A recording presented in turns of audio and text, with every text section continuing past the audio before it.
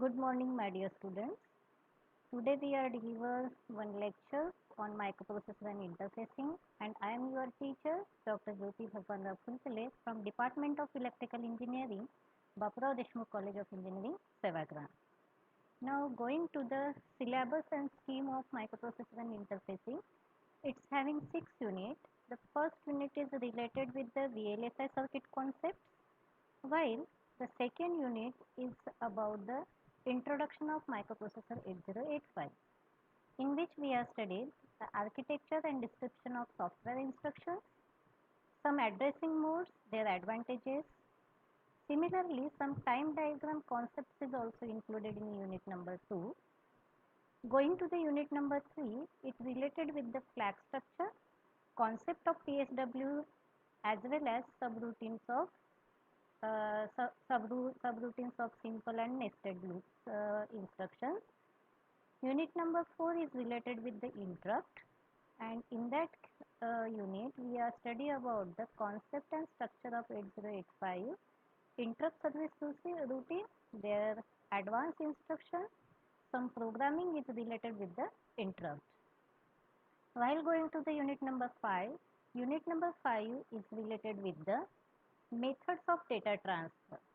Here we are study about serial and parallel, synchronous or asynchronous methods, input and output related instructions, their timing diagram, and interfacing of hardware with the microprocessor 8085 by using different latches, buffer keys, display device, etc. Going to the unit number 6, it is again considered with the hardware consideration. Here we are study about the what is meant by bus contention, then slow memory interfacing with related with the microprocessor 8085. So this is the general view about your overall syllabus and scheme of microprocessor 8085. Now today we are going to the first lecture, and the topic of your first lecture is introduction of microprocessor and microcomputer. In that lecture, we covered the topic. First is the introduction of microprocessor, and second is the block diagram of microcomputer. So let us start our first lecture, and going to the introduction of microprocessor. Since this word microprocessor is made up of two words, that is, one is the micro and another is the processor. This micro is stand for 10 to the power minus 6. It is also designated by letter U. While this processor is nothing but one of the machine, which to this machine we are going to accomplish one of the given tasks. So the microprocessor is nothing but one processor or one of the machine which complete its task within 10 to the power minus 6 seconds. Such a machine is called as the microprocessor. So from that we are defining the definition of microprocessor. So the system or a processor which complete its task within 10 to the power minus 6 seconds, such machine is called as a microprocessor. So now you know about what is meant by microprocessor. Now going to the second content of this lecture, that is the block diagram of microcomputer. As you know that this microcomputer is consist of major four blocks. First block is represented by the input device, while second block is called as the output device. Third block is the central processing unit, and fourth block is the memory unit. Now one by one in sequence we know what is the use of input device, output device, central processing unit and memory unit. So going to the first block, that is the input device. So what is the function of that block? Since this diagram itself indicates that through this device we are transferring the outside data to the central processing unit.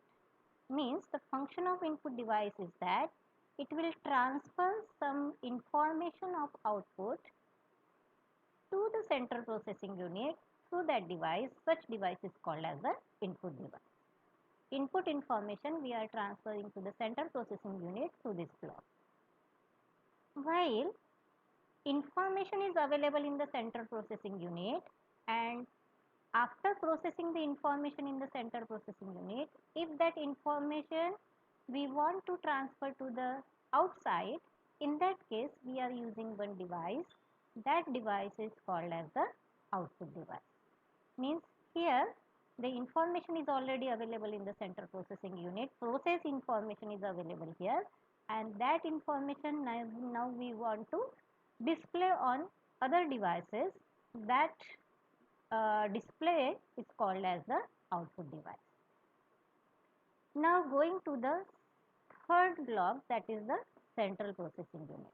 This is the heart of your microcomputer. Since whatever be the task you are given to the processor through the input, that task is completely accomplished in that central processing unit, and that's why this is the heart of microcomputer.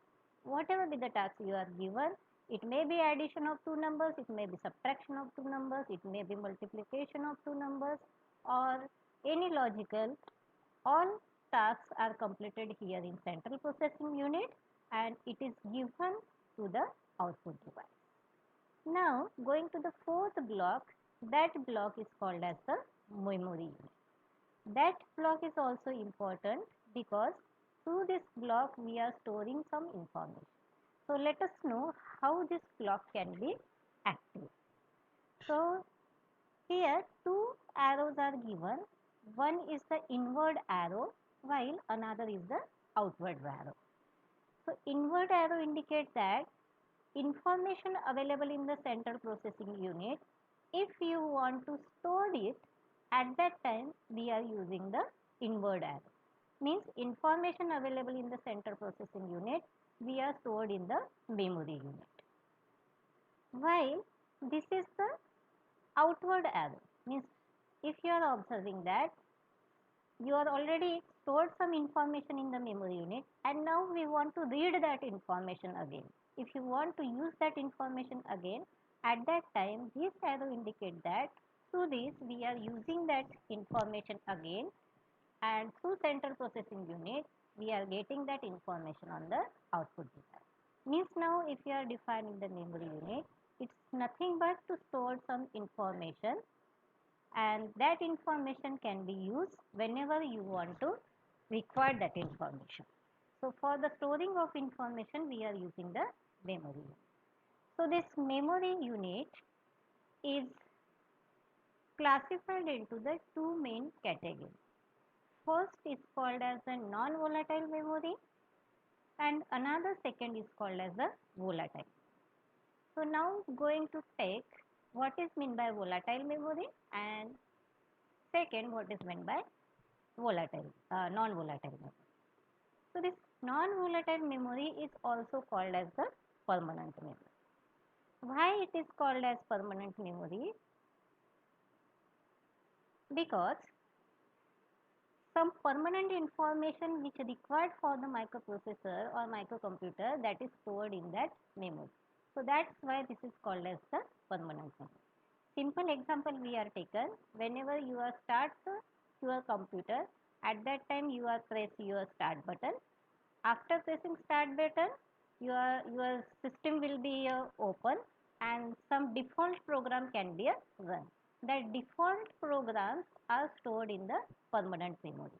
Every computer will require some default program to start your computer as well as to turn off your computer or switch off the computer. All that default programming are stored in the permanent memory. Second is the volatile memory. And one more is that in related with the permanent memory, whatever the information you are stored in that permanent memory, that cannot be erased by any situation. That programs will never erase by any situation. In case, for example, sometimes due to some problem, if that information will get erased, at that time your microprocessor or microcomputer is goes into the hang state, and it after some recovery it will again comes to their original state. So always the whatever be the program stored in the permanent memory that are stored for long purpose and that cannot be erased by any situation. That's why the name is given as the permanent memory. While going to the volatile memory, the volatile memory is also called as the temporary memory. The name itself indicates that the temporary means whatever with the information we are stored in that memory that can be used for some time interval. After that, that information may be replaced by another information or that can be deleted from the memory. So that's why this memory is called as the temporary memory. Just we are taken one example. Many times you are suppose you are write down one resume in particular file. That resume you are write down suppose in drive D, and the name of that file is as in that suppose Santoshi is the name of that particular person. So she will she assign that file by the name Santoshi resume. So you are storing that information in Santoshi resume file. After some time interval, you Santoshi will use that information, and whenever she needs no need of that information at that time, maybe there may be possibility that she will delete that file, or on the same file she will write the another content. Instead of the resume she will write the another content. So such storage is called as the temporary memory. Means in temporary memory you have to write down the information, and that this information can be discarded or it can be override by the another information. So such system or such memory is called as the temporary memory. So this is about the today's lecture. In that lecture again we are overview that lecture. In that lecture we are study about the basic concept of microprocessor, introduction of microcomputer, microprocessor. So microprocessor is nothing but one of the machines which accomplishes tasks within 10 to the power minus 6 seconds. Such system is called as the microprocessor. Going to the block diagram of microcomputer, here we are studying the 4 blocks. One is the input device, another is the output device, third block is the central processing unit, and fourth block is the memory unit. So input device is nothing but the block to which we are transferring the outside information to the central processing unit. That block is called as the input device. While the process information available in the central processing unit, if you want to transfer to the outside, in such case we are using the output device. Through the output device we are transferring the process information of central processing unit to the output side.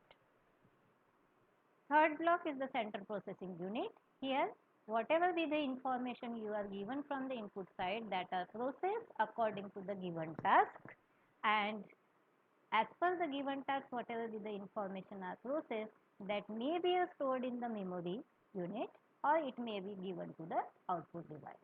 So here memory unit is also play an important role while storing the information from central processing unit or while reading the information which is available in the memory unit to the output device. So these memory units are again we are classified here into the two types, volatile and non-volatile. While in non-volatile memory the permanent programs are stored that cannot be deleted by any situation, while in the temporary memory we are using some programs or information we are storing in that memory unit that can be used for some time interval. It may be deleted or it may be override by the another information. So such memory is called as the volatile memory. So example of volatile memory is the RAM, that is the random access memory, or it is also called as the read-write memory. Means reading as well as writing type of operations are performed in the volatile memory. While the example of permanent memory are the ROM, that is read-only memory. Whatever is the information stored in that memory is only for the reading purpose, not for the writing purpose. So these are about the today's lecture. Now thank you. Have a nice day.